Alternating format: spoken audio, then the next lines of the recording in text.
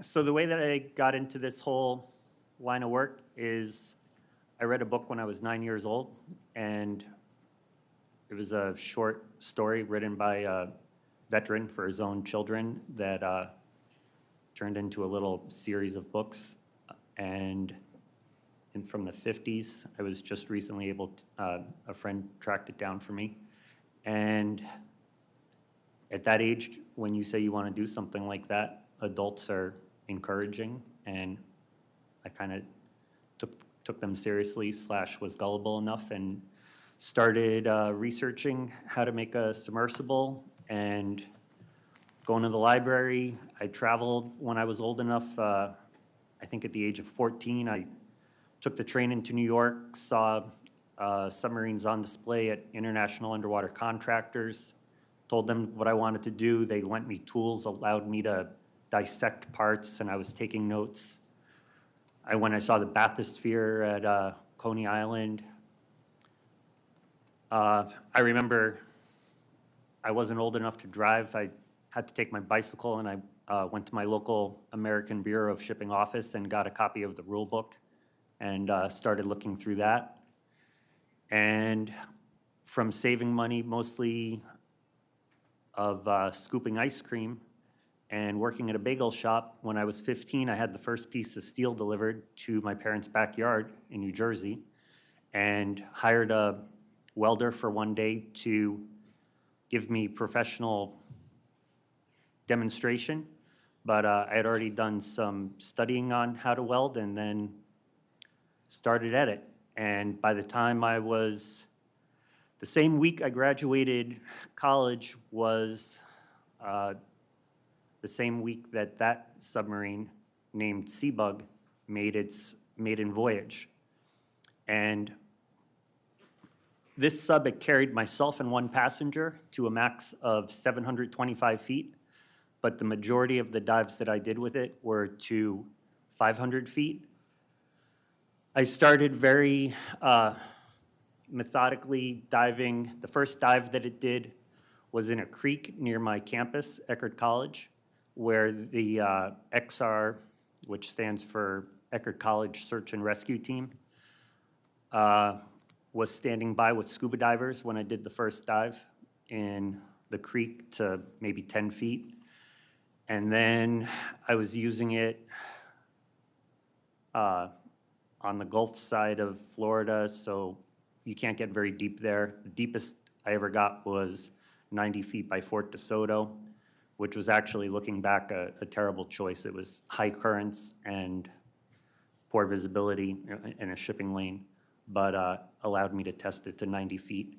That was my first interaction with the marine authorities, coincidentally. So I was already aware that of the regulations. I mean, we're going back to the early 90s or mid-90s now, but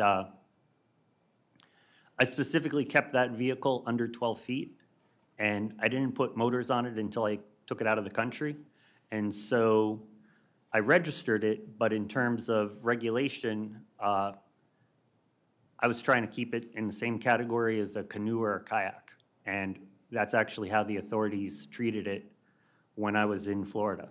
I did 49 dives with it in the state of Florida. I took it to the other side of the state and was using it.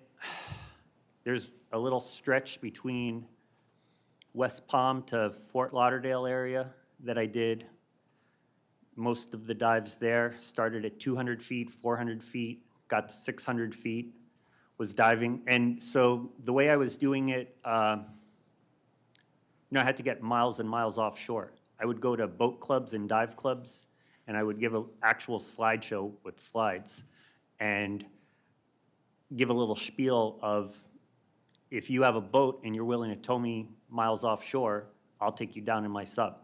And so no money was changing hands. You know, if the authorities questioned us, which they did quite often, we could honestly say, like, who's chartering who here? We both showed up with our boats and we're having recreational activity. And I remember one time, and this is pre 9/11, but they wanted to stop me from diving, and they had, I want to say, Coast Guard, sheriff, and some other kind of patrol.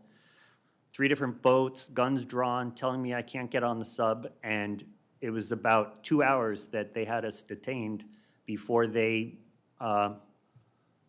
said, yeah, we've been patched through the Coast Guard headquarters, and this is basically under 12 feet and doesn't have a motor, and go ahead. So at that point, so I also, it never started out as a business. It started, as an idea I had in my head when I was 9 years old. And there were no submersible charter operations in the world at that time. So I didn't even have a model to look at in terms of knowing where it was going to lead.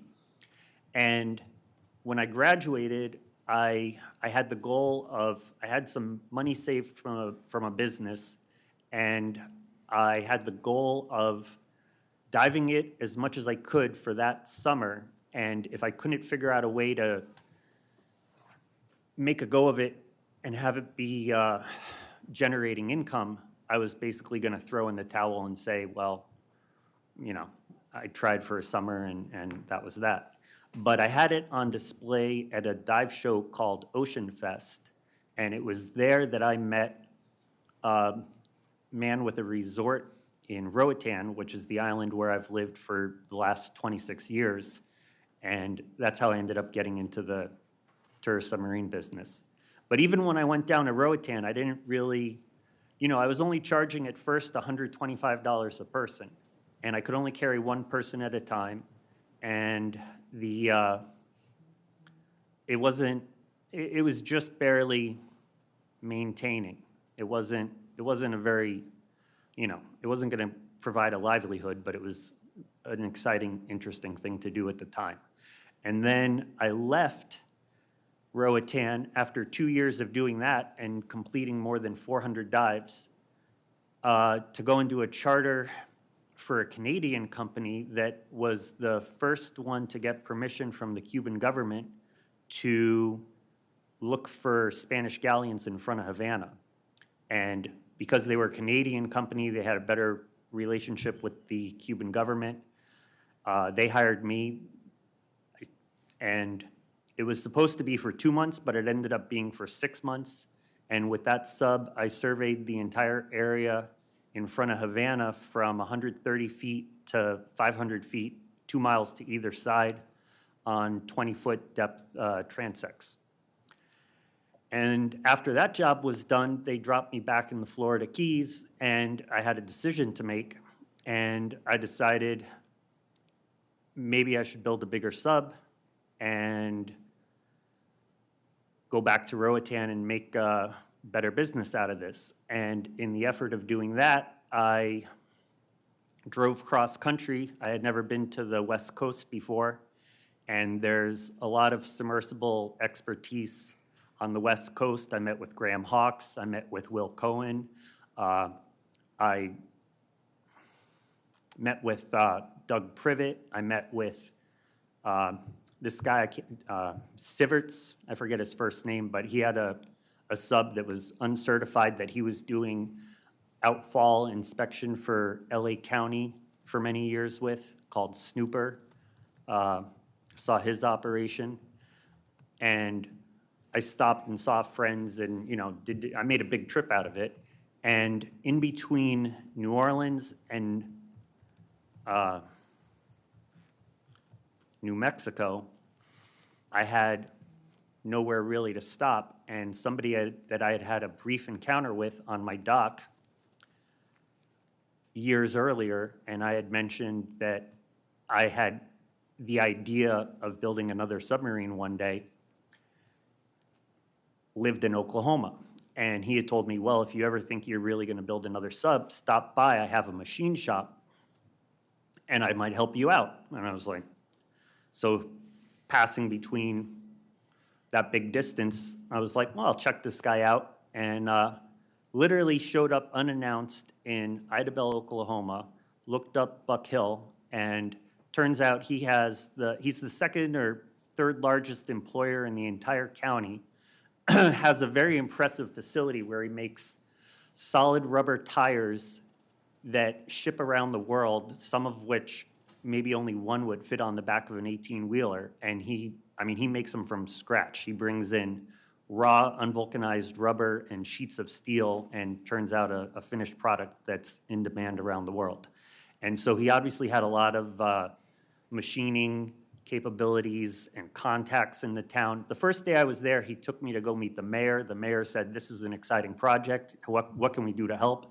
He took me to go meet a friend that had an airport hangar that wasn't being used, agreed to rent it to me for $100 a day. The cost of living was extremely low. There was a lake the next town over that was 200 feet deep where I could do my testing.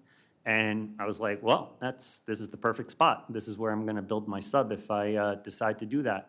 And I went to the West Coast, met with all those people, and so my front passenger sphere is upcycled from the same Perry submersible that is was built 1 year before I was born, the PC 1503, which is basically Antipodes and Idabel they're kind of sisters. They came from parts from the same original vessel.